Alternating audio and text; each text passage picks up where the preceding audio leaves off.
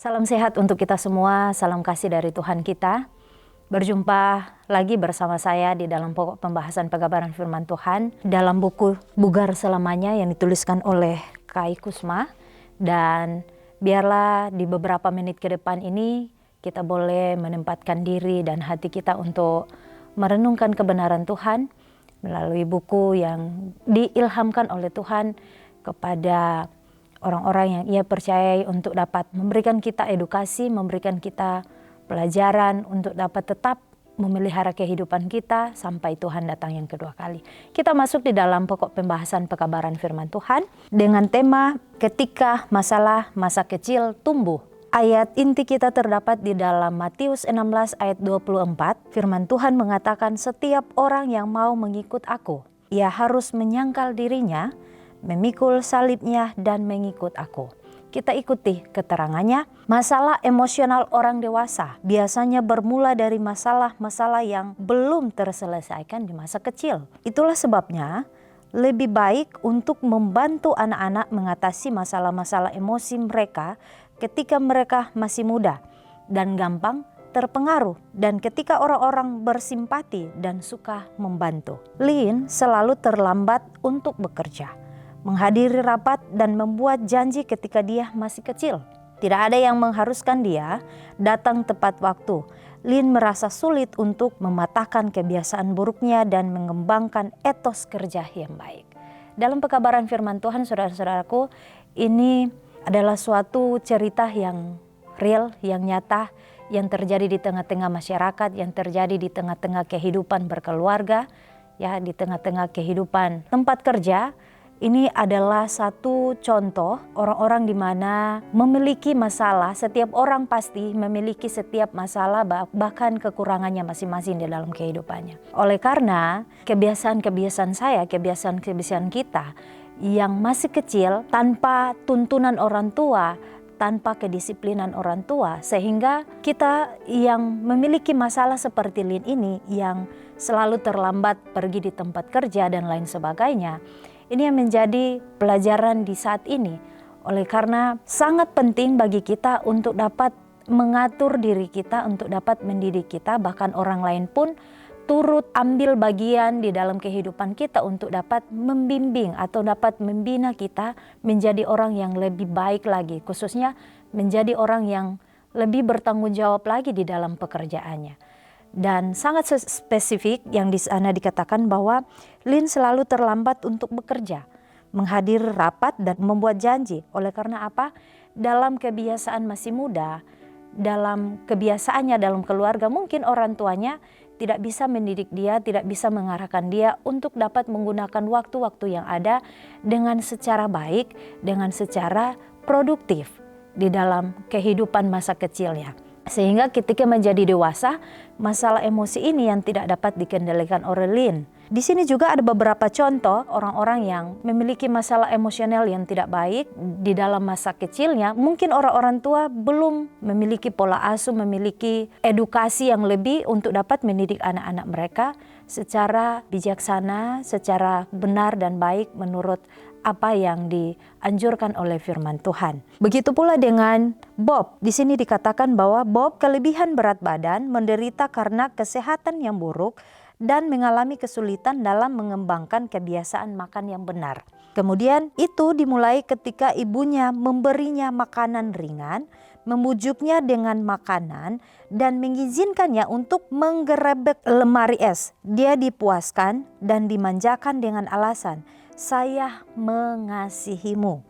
Hari ini Bob mengakui bahwa kegemukannya tidak disebabkan oleh tulang yang besar, kemudian bukan karena keturunan atau masalah kelenjar, tetapi merupakan akibat dari masalah emosional pada masa kanak-kanak yang belum terselesaikan. Jadi ada kedua contoh di sini adalah Bob, di mana dia juga merasakan dampak dari semasa kecilnya yang dimanjakan oleh orang tuanya, khususnya ibunya ya. Karena ibu sangat berperan penting di dalam tumbuh kembangnya anak-anak di dalam rumah tangga. Bagaimana anak-anak itu bisa bertanggung jawab dengan kehidupannya, bagaimana anak-anak itu bisa mengatur dengan bijaksananya kehidupannya, itu tergantung orang tuanya, apalagi orang tua perempuan khususnya. Orang tua perempuan sangat-sangat berperan penting di dalam keselamatan anak-anaknya, untuk menjamin keselamatan anak-anaknya. Oleh karena orang tua diberi tanggung jawab yang besar, sehingga tanggung jawab ini memang sangat membutuhkan kerendahan hati, pengorbanan diri, bahkan penyerahan diri kepada Tuhan untuk mendidik anak-anak ini yang dipercayakan Tuhan kepada setiap orang tua yang memiliki anugerah terbesar di dalam kehidupannya, yaitu harta terindah, yaitu anak-anak mereka. Sehingga saya juga sebagai orang muda belajar, saya tertegur di saat ini oleh karena memang di dalam kehidupan keluarga, setiap keluarga memiliki aturan-aturan yang berbeda, memiliki pola hidup yang berbeda, pola hidup yang tidak sehat dan lain sebagainya, hidup sesuka hati dan lain sebagainya. Sehingga ini juga menjadi pelajaran bahwa mari kita membuka pikiran dan hati kita untuk melihat bahwa pilihan-pilihan kita atau kebebasan-kebebasan yang diberikan kepada anak-anak kita sewaktu kecil ini akan berdampak besar, bahkan akan merenggut nyawa anak-anak yang ada di rumah, bahkan kami sebagai orang muda. Tentunya oleh karena apa? Ketidaktelitian, ketidakteraturan orang tua. Ya, mungkin orang-orang tua yang ada di pedesaan tentunya belum memiliki hikmat, belum memiliki pengetahuan yang lebih, sehingga mereka juga mendidik anak-anak mereka sesuai dengan hikmat yang mereka miliki. Tetapi oleh karena dunia modern ini sudah begitu banyak akses untuk mendapatkan bagaimana cara mendidik anak, bagaimana cara pola asuh anak di dalam keluarga, itu sangat banyak.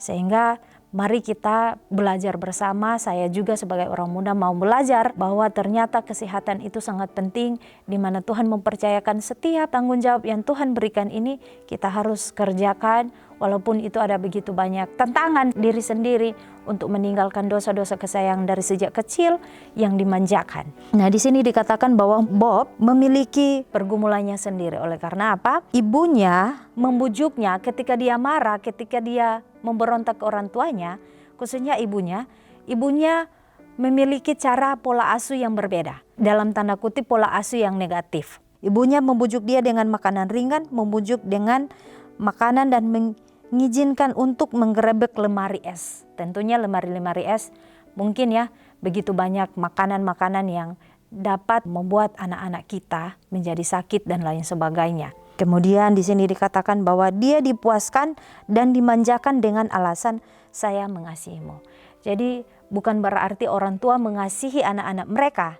Ini dalam tanda kutip bahwa bukan berarti orang tua mengasihi anak-anak kita, memberikan segala sesuatu yang mereka minta.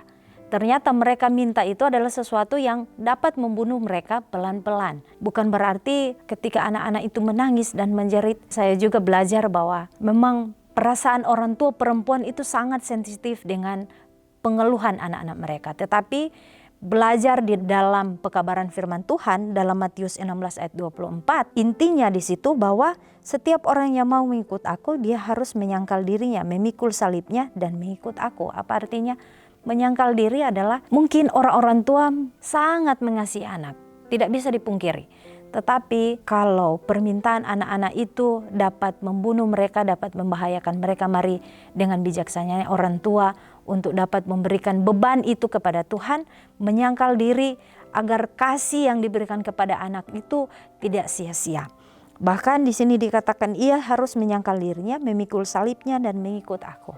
Jadi mengikut Tuhan itu sangat mudah, tetapi sangat juga bergumul untuk meninggalkan beban dosa yang dari sejak kecil telah dipupuk, sehingga ketika menjadi dewasa itu menjadi masalah yang sangat besar untuk dapat ditinggalkan, untuk dapat dilepaskan. Sehingga melalui pelajaran Lynn dan Bob, bahkan juga di sini dikatakan Jane menjatuhkan pakaiannya ke lantai dan meninggalkannya di sana sampai dia tersandung karenanya. Kebiasaan yang tidak rapi meluas ke tempat kerjanya. Dia cerdas dan pekerja keras dan bisa maju dalam karirnya di agensi penitipan anak. Tetapi manajemen pengelola tahu bahwa supervisor yang tidak rapi adalah teladan yang negatif. Masalah emosional Jane yang belum terselesaikan menghambatnya.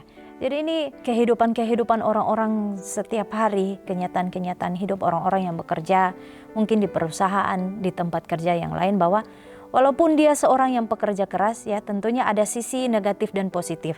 Dia adalah seorang, di sini dikatakan Jane adalah seorang yang cerdas dan pekerja keras.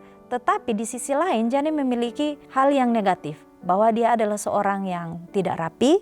Di sini dikatakan pakaiannya ditaruh di lantai, semberawut, tidak rapi.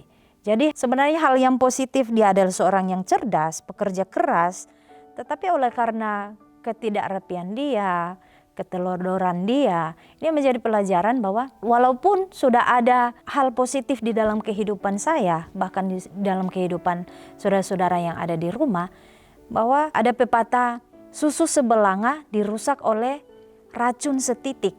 Apa artinya? Bahwa walaupun hal positif lebih banyak, tetapi ketika orang melihat hal setitik saja kesalahan, setitik saja kekurangan dari kita, itu akan menjadi hal yang paling tidak bisa orang lupakan. Dan itu akan membuat orang untuk berpikir negatif kepada orang lain.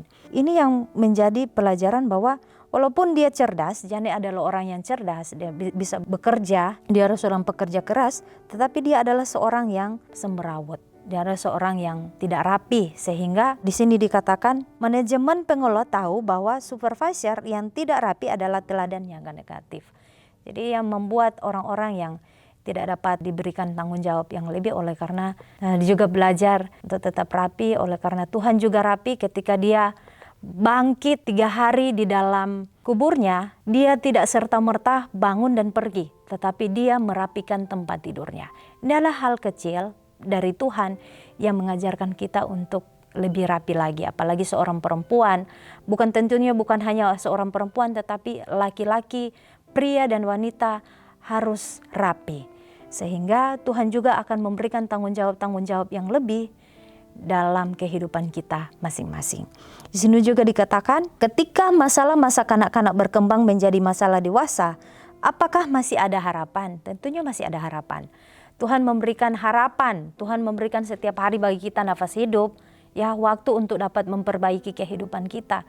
Tapi tentunya itu memiliki penyangkalan diri. Penyangkalan diri apa artinya? Untuk melepaskan kebiasaan-kebiasaan dari kecil kita, kebiasaan buruk kita dari kecil sehingga terbawa, teranja-anja sangat dewasa.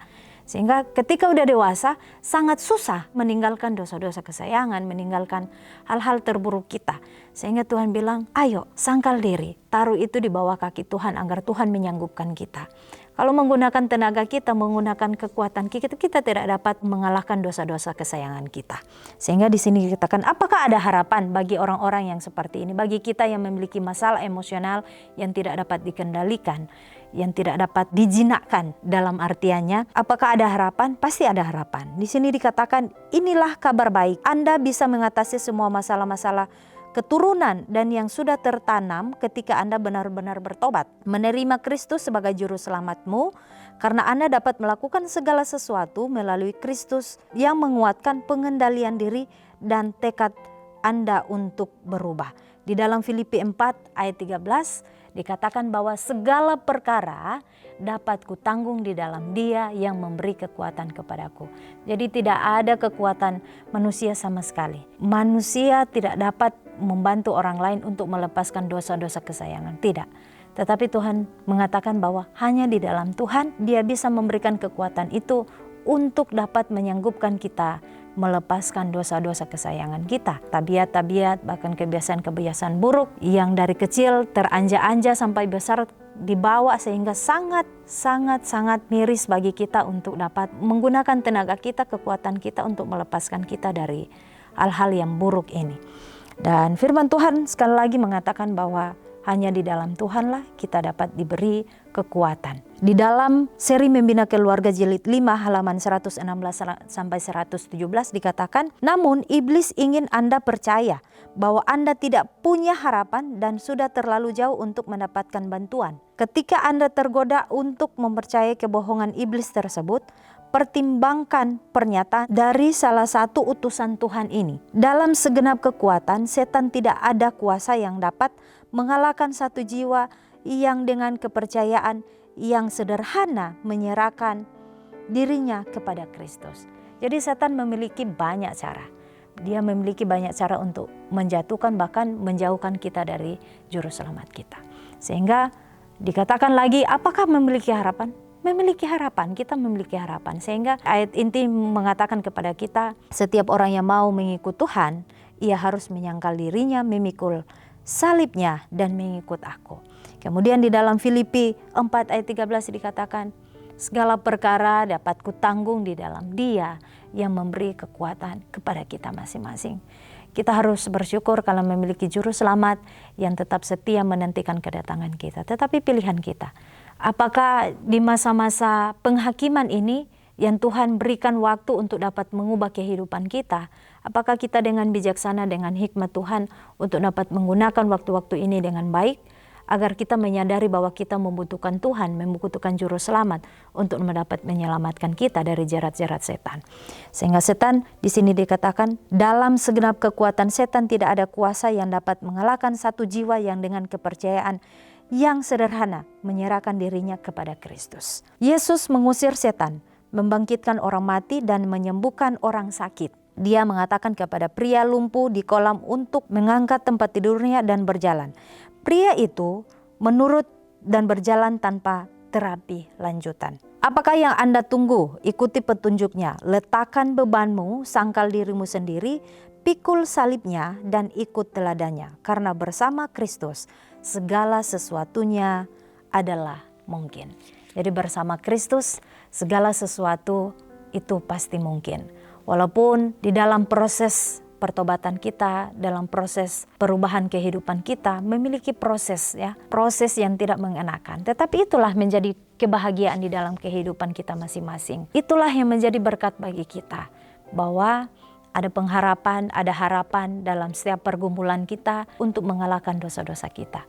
Bahwa hanya di dalam Tuhanlah kita memiliki kekuatan. Biarlah dengan renungan ini saudara-saudaraku, seperti seorang pria yang disembuhkan Tuhan di kolam Bethesda, kita memiliki juga harapan iman bahwa Tuhan dapat menyembuhkan kita, dapat memberikan kita kesembuhan secara rohani, kesembuhan secara fisik, mental kita. Biarlah kiranya Tuhan menyanggupkan kita sepanjang hari ini. Biarlah emosi-emosi yang tidak dapat dikendalikan dari sejak kecil, kita tidak bisa mendapatkan edukasi yang baik. Biarlah kita di era modern ini Tuhan juga memberikan hikmat untuk dapat tetap mencari pengetahuan-pengetahuan yang dapat mengubah kebiasaan-kebiasaan buruk kita. Biarlah kiranya Tuhan memberkati kita. Salam sehat, Tuhan memberkati kita semua.